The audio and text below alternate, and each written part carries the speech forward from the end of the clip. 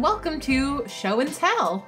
It's a subsidiary of Authors Note Podcast LLC. We're not registered as an LLC. Don't tell anybody.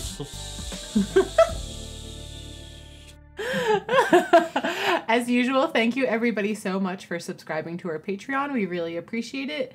And if you guys ever have comments on the stuff that we talk about, we'd love to hear it, even if it is just a comment or a reply in the Patreon, or if you send us an email, anything. We're down to hear your thoughts, or maybe you checked out something because we talked about it on Show and Tell. I think it'd be really cool if people told us what they thought about the things that we liked. Teese is just saying this because Teese wants everyone to play the thing they're going to talk about.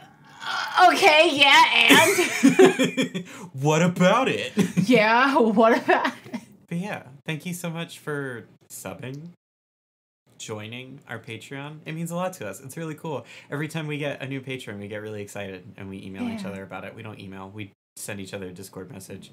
By the way, cancel your Discord Nitro. Cancel it. Cancel it. Cancel it. Cancel your Discord Nitro. Also, fuck Chris Pratt. Fuck NFTs. Fuck Chris Pratt. I'm sorry. Just rip to the one dude who commented on our YouTube channel months ago, like, what's wrong with Chris Pratt? This is a positive space, though. We're not bringing negativity into it. Absolutely not. We're here to talk about the things we like. Exactly. Teese, can you tell me, what have you brought to Show and Tell today? Cas, this comes as a surprise to nobody, but I brought one of my favorite video games to Show and Tell. And that game is Return of the Obra Dinn. Now, this is interesting because I didn't know you played video games. I know, shocking. I play like 3 video games a year. I know. I know. But Return of the Obra Dinn. It sounded like you were saying hello in a Cockney accent. Wait, hello. Hello. Hi, we're getting started for the night. So, yeah. I'm a little tired, I'm a little goofy, I'm a little manic. It's okay. I'm a little tired and I got a little bit of a headache. So either things are going to be really funny. It's okay. I took an Advil before we started. So anyway, the Return of the Obra Dinn is a game for PC, for Switch. I don't know if it's on any other system, but I've played it on Switch. I have friends who have played it on PC. And it's made by Mr. Lucas Pope, better known as Mr. Papers, Please.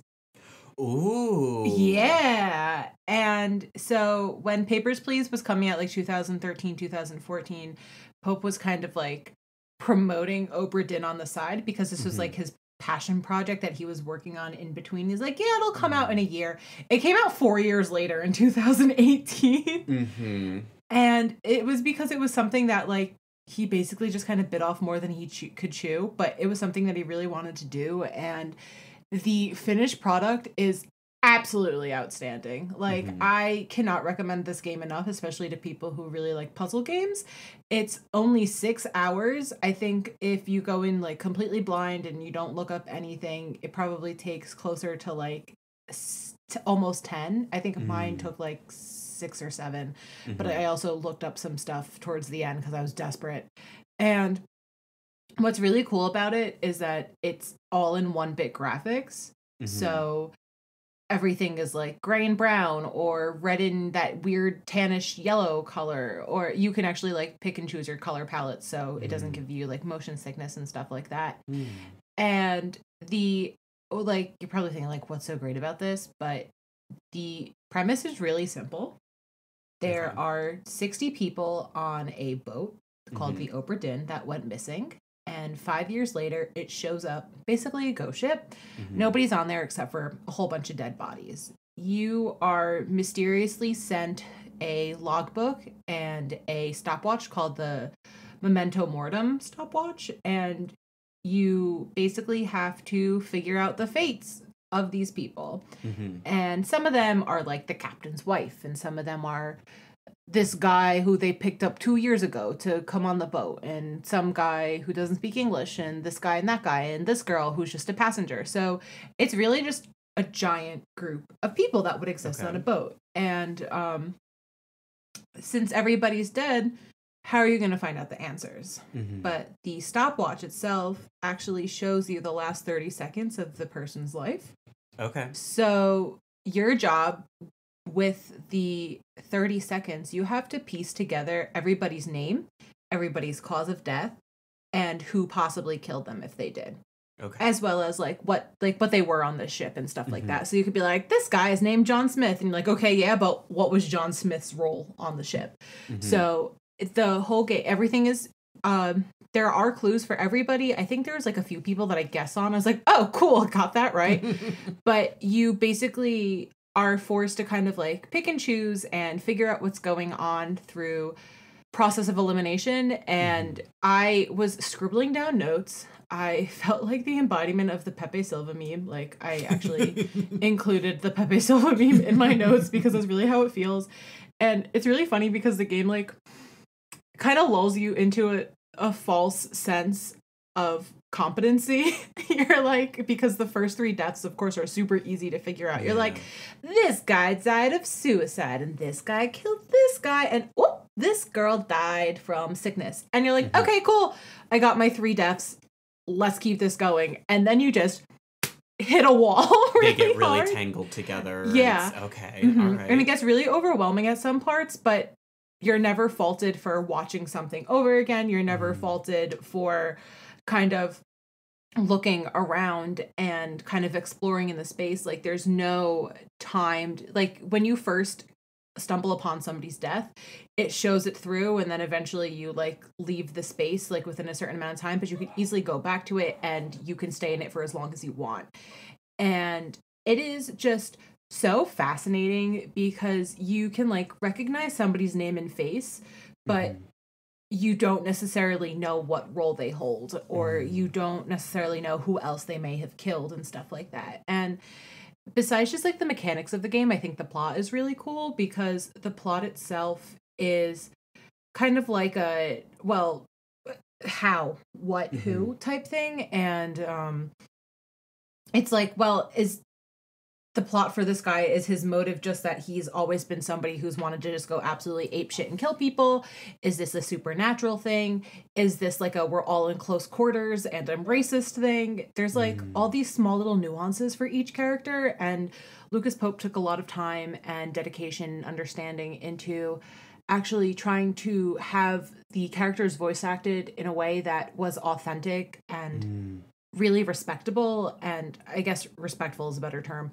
But for instance, like there's 2 siblings in the game and actual siblings voice the characters. There's people who speak Chinese in the game and only speak Chinese, so they had Chinese voice actors included and stuff. That's good. Yeah, and I just think it's a banger. Like and it's really fascinating because some deaths are just really only show like one person's death, but then other clips will show and give you answers to like 9 people situations. Oh wow. And it's really like pick and choose, and it's just like a really good investigation game. So if you're really into puzzles or investigations or something like that, I highly recommend it. And it's kind of like intimidating and confusing, but I think it's one of those things that the longer you sit with it, the more small nuances and nooks and crannies you discover.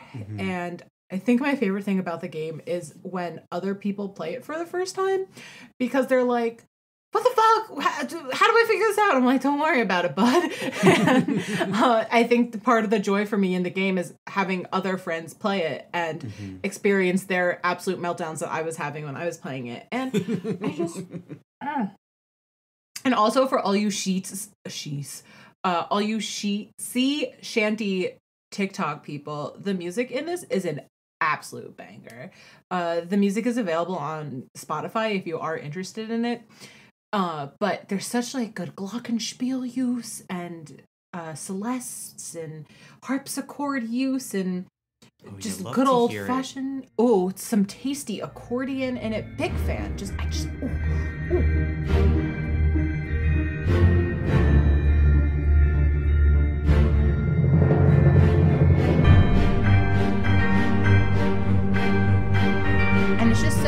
Such a fun experience, the same way that Papers, Please is too. And I just want more people to play this because I feel like Papers, Please was so successful because it is such a fantastic game.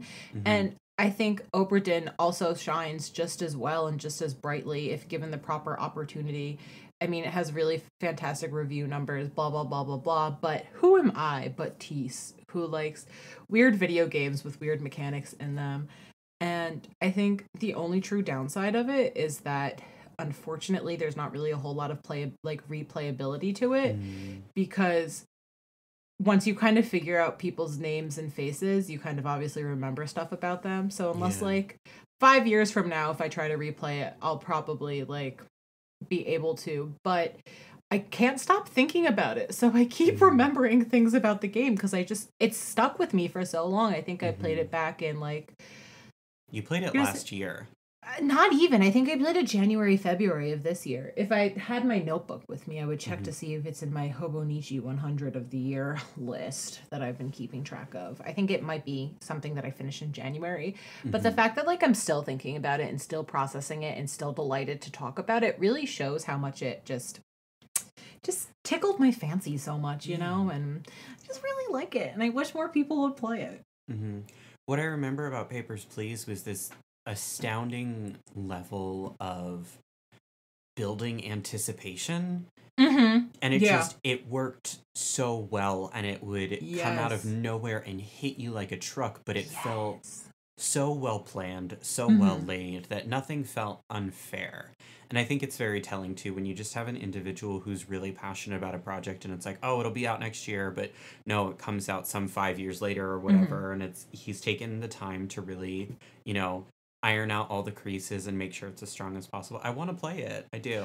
Guess what? Listen, I probably won't play it with you there because I'm a little worried you'll try and give me hints. Oh, I won't. At this point, I'm just gonna like sit still and just watch you. I mean, I have it on my Switch, but I also have a copy of the limited run hard copy of it too. Wow, hell yeah. Yeah, I actually caved it. I saw a copy of it when I was at Video Games New York in the city one day. They just happened to have it, and I was like, all right, fucking, I'm finally buying it because I missed the pre-order time for it. So I own it. It's technically sealed, but I mean, I have it on my Switch, and there's more than one game slot, so you could play it on my Switch if you want to. And it's big tasty, and my mom played it a little bit with me, which is really fun. Did she like it? Yeah, she thought it was really fascinating. Like, I would tell her, like, Mom, guess what? And I'd be, like, able to tell her stuff about it. And to go back to what you said about Papers, Please, on how everything seems so planned, there's actually an opportunity to figure out the last 2 deaths of the game if you figure out everybody else's death, which I think is really cool. And you don't need it to finish the game, but it helps give you this really big piece of insight, I guess, to give you like full closure to the game. And it, like, I think I cried at the end of the game just because it was such a fantastic experience for me that I just was like mourning that it's over. Like, when you read a really good book and you're like sad that it's over, that's how I felt about this game. And I just think it's neat. I really like it. And you're absolutely right. The same anticipation and the payoff to some of these really makes sense. Like the absolute joy you feel like when you get the dun dun noise, which is like when you figure out 3 more people's deaths. It's like, like I remember at some point I was like, all right, I know this guy and I know this guy and I think I know this guy, and then like I didn't. I had something wrong. I was like, what the fuck? And then something that I just had as a placeholder ended up being right, and that's what triggered it. Oh my god, I was livid with myself, but also delighted that I just guessed correctly. It was, it's so tasty. I'm so excited. Just the thought of watching you play it makes me very excited. Oh, I can't wait. Yay! So that's what I brought to Show and Tell. Return of the Obra Dinn. Highly check it out. It's really great. Big fan of its work. Hell yeah.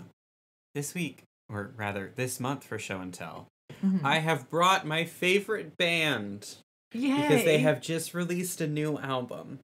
So hello. I would like to talk to you all today about The Amazing Devil, which is a duo of Joey Beatty and Madeline Hyland. Madeline is the vocalist and Joey is as well, but he also plays their guitar and he does the composing and writing of their music. And they met in 2014 while they were acting in the Royal Shakespeare Company.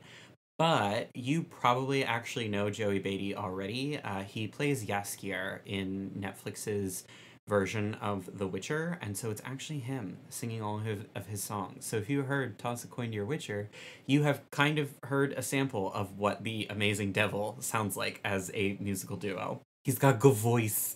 He's got powerful, wonderful voice. So the Amazing Devil as a band will probably most appeal to you if you enjoy artists like Hozier, Florence and the Machine, Crane Wives. I've heard people who like the Oh Hellos really like them, as well as Delta Ray. And so while the Amazing Devil has some pretty wide range in the sort of emotional notes of their music, it hits largely with this sort of wild, almost feral sound, and it's a little evocative of an untamed wilderness, sort of these monstrous, haunted lands. There are songs that feel very, I mean, haunting is a good word, but ghostly in a lot of ways. I know you listened a little bit to them, Teese, after I sent them to you.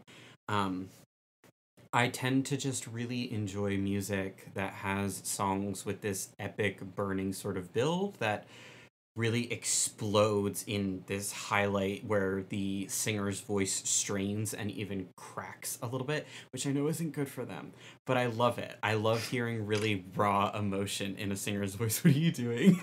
I was trying to see what I texted a friend about the band while I was listening to them, and I was trying to remember what I described them as, but I couldn't find the text because it's a friend that I text often. And then so when I went to go lock my phone, I still had it on loud, so that was my fault. Oops. I will play a little bit of the opening of Secret Worlds, which is the first track off of their 2021 album that just released called Ruin.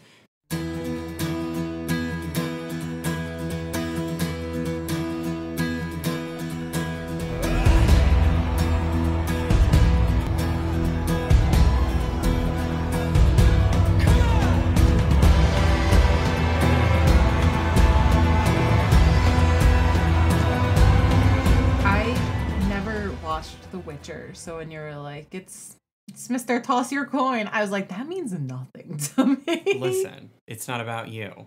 You're weird. You're different. You don't watch things that other people watch. I'm a weirdo. I'm weird. You ever see me without this stupid hat and you put on a bucket hat? I'll put it on. I'll put it on for you. So they have released 3 albums. They have Love Run, which was released in 2016. Teese has put on a bucket hat and folded back the brim. They have The Horror and the Wild, which was released in 2020, and then Ruin released on Halloween of this year in 2021. My favorite part of pretty much everything that The Amazing Devil puts out is the lyrics. I would like to have a little reading corner now. If everyone could grab their carpet squares and pick a spot, we're going to sit crisscross applesauce, and I will read for you a portion of Farewell Wanderlust, which is off the 2020 Horror and the Wild album. Come, devil, come, she sang, call out my name. Let's take this outside, 'cause we're one and the same. Our gods have abandoned us, left us instead.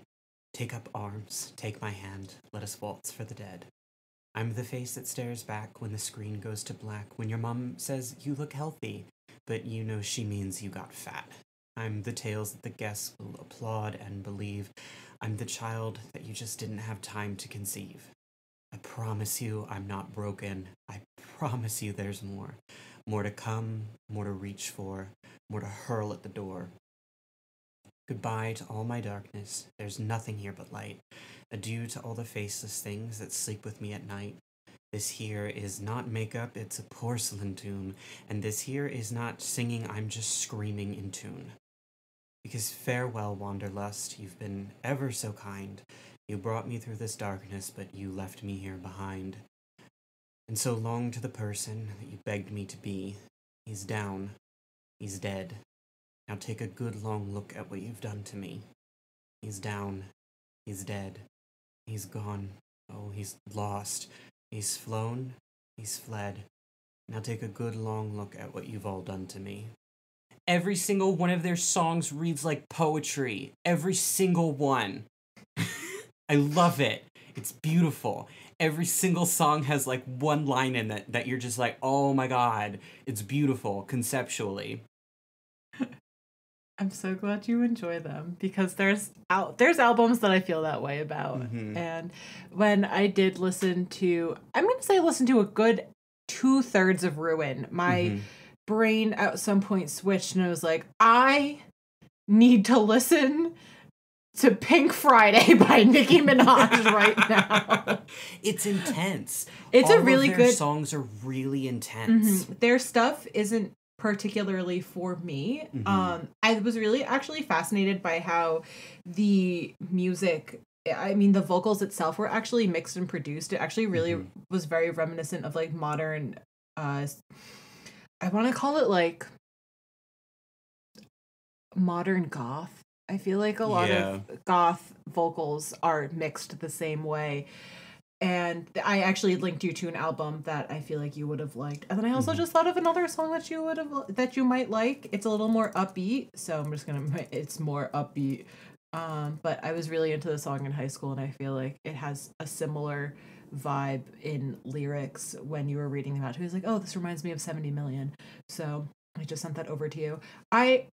It's good.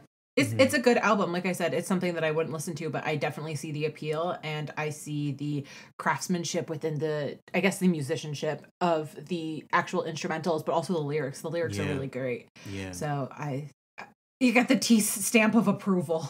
So that's what I brought to show and tell this week. I just really love The Amazing Devil. I think their music is really wonderful. I find it really inspiring, and whenever I need to write but nothing is coming out, I can just put on one of their albums. And I am admittedly not a person who tends to listen to whole albums all the way through. I tend to just like pick one or two songs on it that I really like, and then I'll listen to those on repeat. But when it comes to The Amazing Devil, I can just put on the album and put it on like loop through and just go back through it, because there's always a really nice rhythm to the way their albums are put together. So it's worth listening off of shuffle, because things taper into each other and it really takes you through this whole lyrical journey. And it's not like The Deer Hunter in the way that it is this sort of rock opera. It is just this emotional roller coaster that it takes you through of these different ideas. There's a song off of Love Run that is very clearly from the perspective of like this couple enduring a war together and one of them dying. And I think that's also what I really appreciate about their music, is that it is so clear that there is storytelling happening within the lyrics that is beyond Joey or Madeline. And it's just, they don't really do music videos, which I'm okay with. I love the visuals that I get just from the music itself. But that's what I brought to show and tell this week. I love that. You know? That's really cool. Yeah. It feels good when you like an album. I'm definitely a all the way through album listener as opposed to a shuffle or a singles person. I'm terrible, and sometimes I'm like, I want to listen to this one song, so we just put on the whole entire album and listen to the whole album. I'm diseased. It's bad. And I love music. Yeah, same. Yeah, love music. Love its transportative qualities.